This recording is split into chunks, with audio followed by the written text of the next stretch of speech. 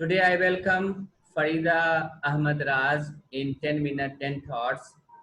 She is renowned a special educator and teacher trainer in India.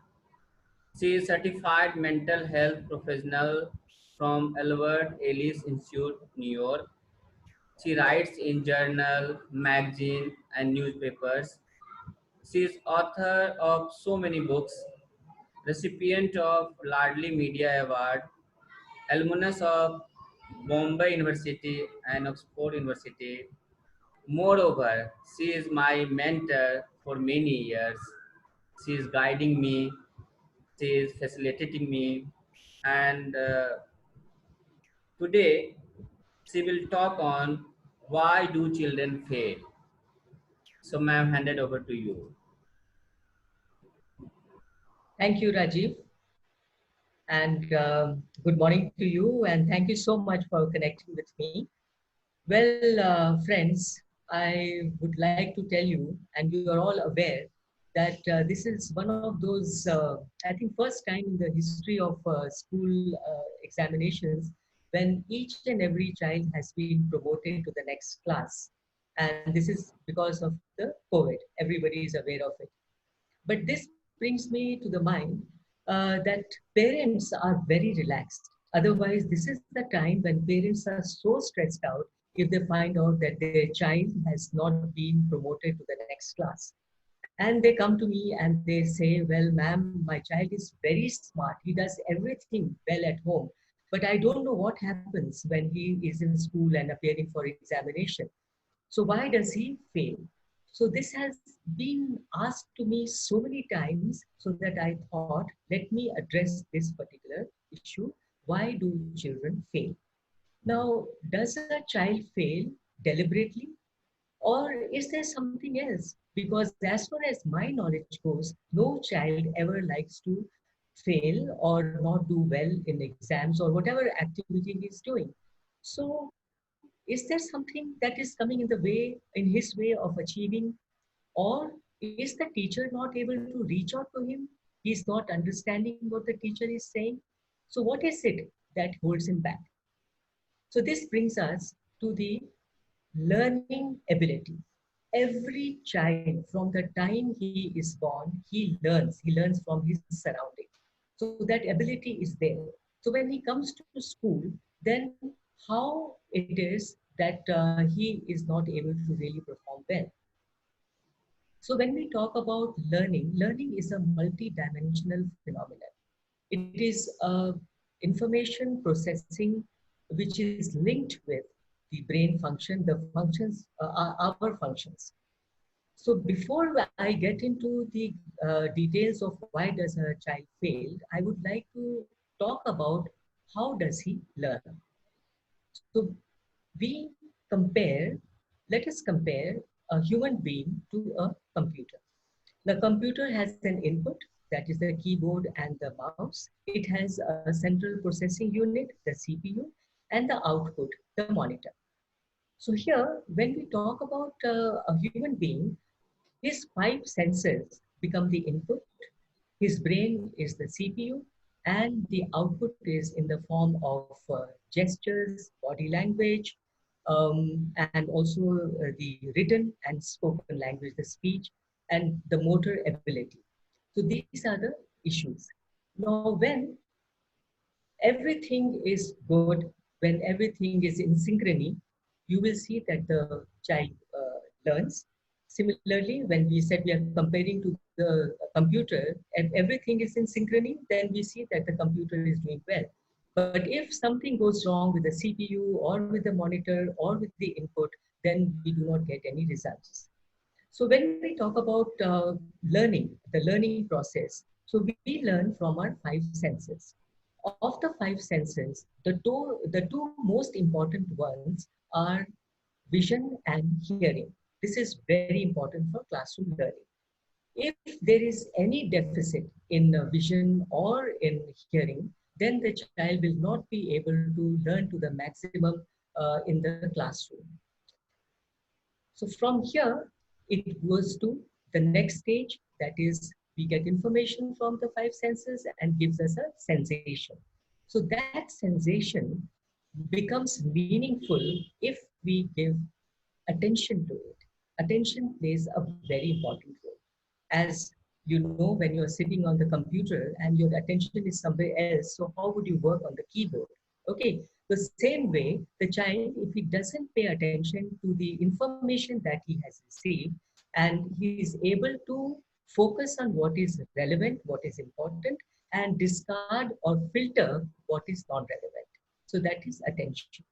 Now, from attention, we move to the next step or the next stage, which is called perception. Now, perception is the ability that gives meaning to the information or to the sensation that the child has received. It is basically an ability which helps you to discriminate visually and also auditory. That is what you hear and what you see. This is a very important area, and most of the time this is overlooked. And because of this, children in classroom have tremendous problem with learning. Now, to give you a simple example, a child hears a bell ring. Now, it is his perception that he is able to make out whether this bell is the school bell or it is the bell that is used in the puja room at home. Yes. So once he has identified it, he moves to the next stage, which is known as imagery. Now, imagery is nothing but memory. Here, memory comes into play because the child has seen the bell at home, he has heard the kind of sound it makes. So he recalls and he says, well, this is not the school bell. This is not the bell that rings in the church, but this is the bell which is used at home in the puja ghar. So this is perception. And from here, we move to the next stage in the learning process, which is known as imagery. Imagery is nothing but memory.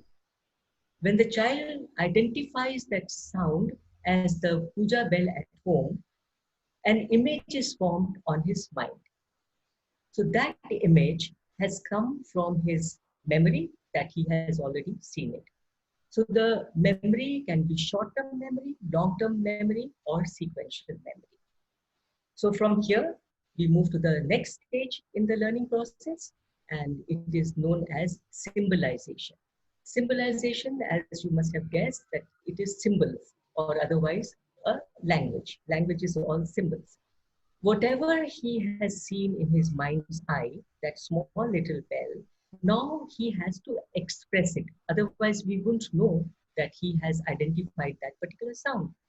So he will either draw what he has seen in his mind's eye, or he will, express it in words, or he may give you, show you by sign language that that is what he means by hearing that particular sound. And from here, it goes on to build the concepts. That is how concepts are made. So here in the learning process, that is the five senses, sensation, the perception, attention, don't forget attention is very important, the perception, then imagery, and symbolization, and then we go on to the concepts. Now here, if any difficulty the child has at any of these stages, that is going to impact his classroom learning. If he has difficulty with memory, then he will not be able to recall, and he will not be able to sit in the exams and recall whatever he has learned. Or he may have very much difficulty with perception, or he just doesn't understand what is being asked in the question paper because his language ability is not up to the mark. So here it becomes very important for a teacher to identify where the child is not able to function well. I'm talking about those children who have difficulty in classroom learning and they do not perform to their optimal level and they fail the examination. The teacher here should see where the break is coming and take the steps to get him formally diagnosed and then help him to do better in academics. Now here, one important thing to remember is that every child has something good in him. So the teacher needs to identify what the child's strength is and then look at the weaknesses and use the strength to overcome the weakness. This is a very important step. Normally, what happens is that we keep talking about, oh, my child doesn't do this, doesn't do this, or the teacher says he's always lagging behind or he's not doing. But is it not the role of the teacher, the duty? Yes, ma'am.